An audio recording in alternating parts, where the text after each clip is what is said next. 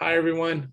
Today I'm going to walk you through a graphic organizer that I am working on to post for y'all. The background of this graphic organizer specifically is because I'm noticing that in our essays, we're having a lot of issues in making sure that they connect, as well as making sure that they connect. And then also I wanted to use it so that we could figure out what our thesis is going to be. So it's going to do two different jobs. So this is the process that I've gone through for it. First thing is I'm going to work off of my reverse outline. Remember this reverse outline right here? So I'm working off of that. Basically, I'm trying to outline in a new way. Whenever you're dealing with a larger project like this, you're going to need to find ways to show your information that makes you re-see it, or at the very least, simplify it a little bit. So this is what I did, is this graphic organizer. And notice it's pretty simple, it's pretty basic. It's just 3 columns here. And in this case, it's based on the 3 major moves that we're doing in an essay: definition, review, and analysis. Now, what I have for definition, y'all only wrote 1 operational definition paragraph early on in the semester, but notice I actually had to add to mine. And the reason for that is when I looked at my graphic organizer, I have insecurity, which I'm going to need to explain what insecurity is. And I also have social identity. I'm going to need to explain what that is. Whatever your regular terms are in your paper, you kind of have to take a moment and say, this is what I mean when I say social identity. For us, we kind of know that social identity is how others see you. It's specifically how others see you in a classroom. Social identity can also mean the persona that you created on Instagram, right? Where you have all these pictures of you as your best self. That is also a social identity.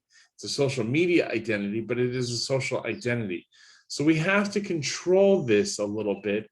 And the way we do that is we make sure that there's a paragraph early on that defines the situation.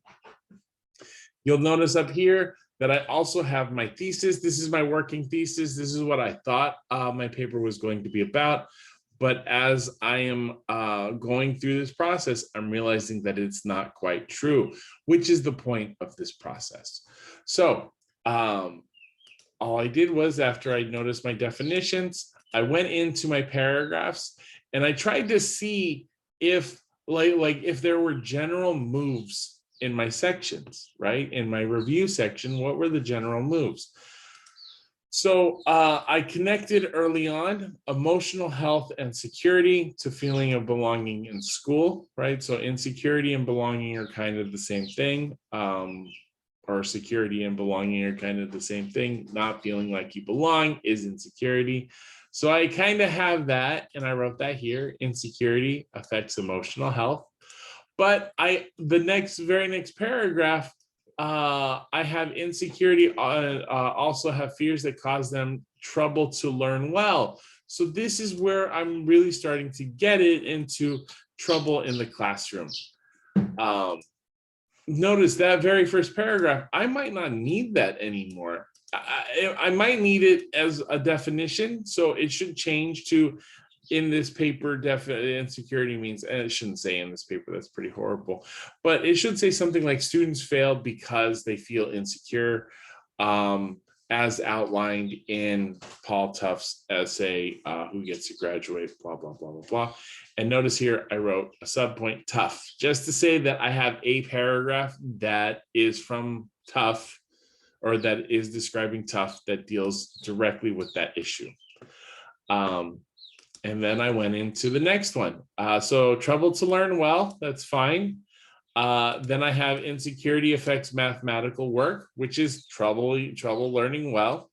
And then I have insecurity tied to failure in the classroom. Again, trouble learning well.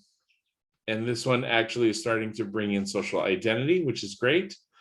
How insecurity works in the classroom. Again, trouble learning well. So I have multiple paragraphs that are hitting this specific issue. So these are all working together. And then I'm saying add how paragraphs about how stereotype threat affects student success. I might need to so this is an interesting thing.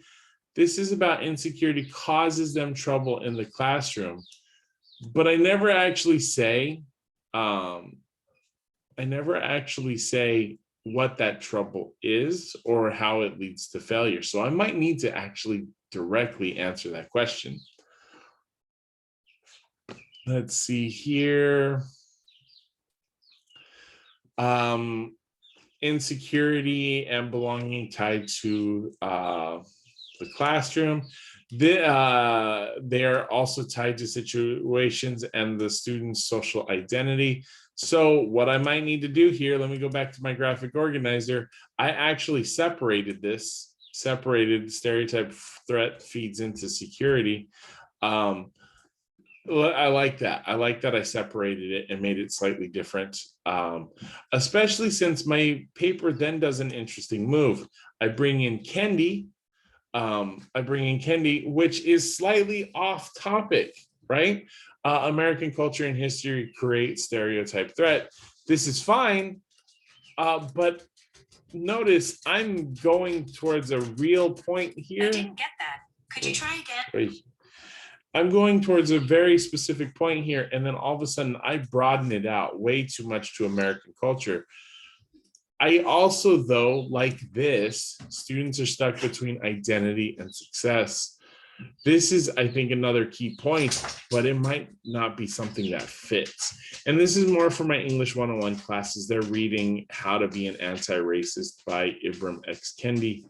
That book is supposed to be more solution than problem.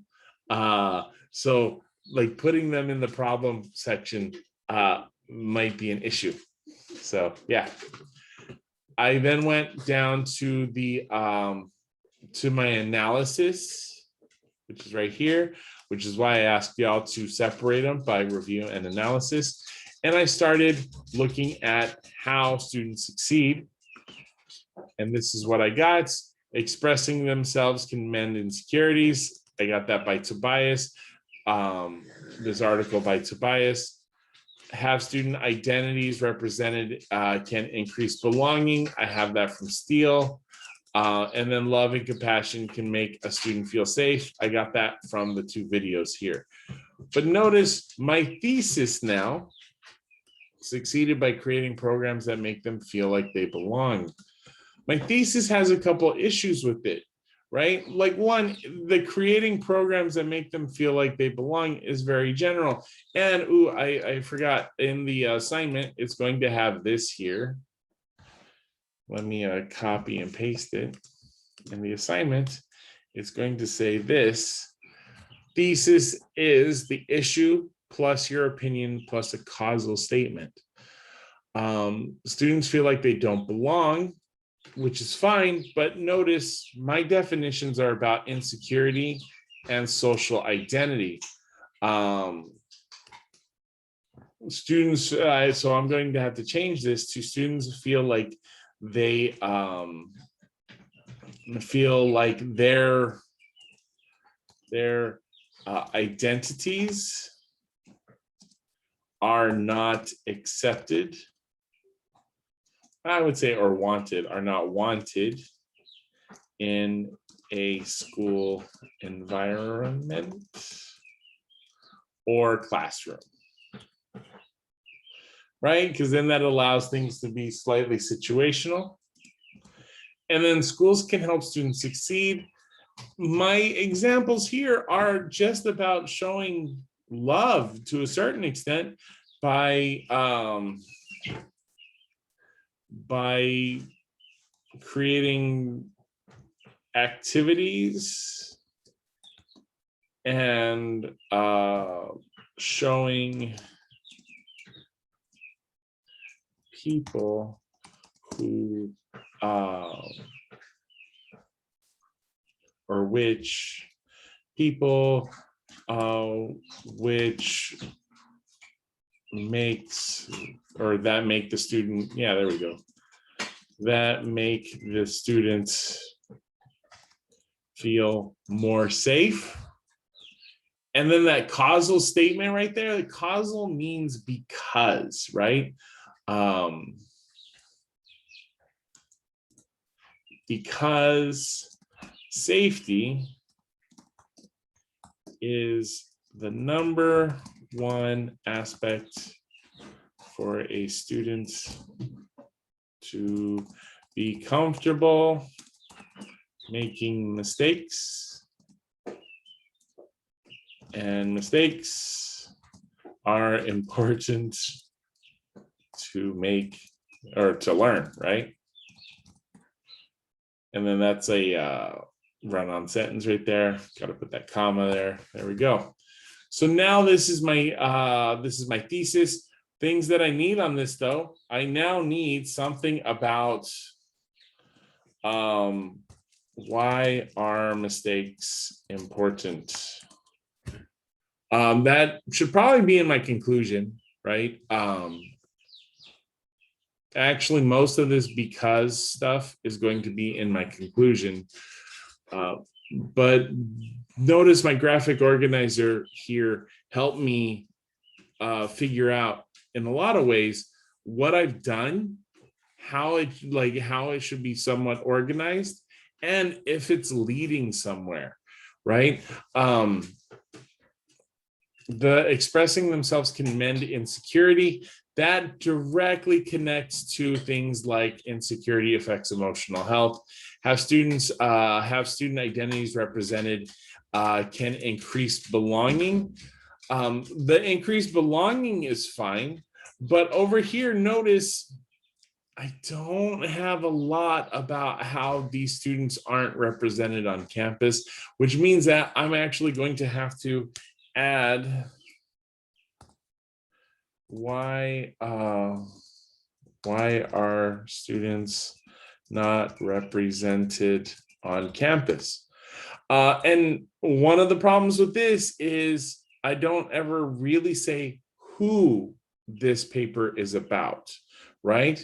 So I need to explain who is more often suffering from insecurity. Tough, right? Or not tough. Well, yeah, Tough writes about poor students and students of color. Claude Steele writes about everybody, but he specifically focuses on women and students of color. Some of my classes read Tobias. She focuses on women and students of color. Kendi primarily focuses on people of color. Duncan Andrade looks at poverty and people of color. Rodney Robinson focuses on people of color. So you're probably going to need a paragraph that talks about students of color. More than likely up here, probably in your definition, students of color.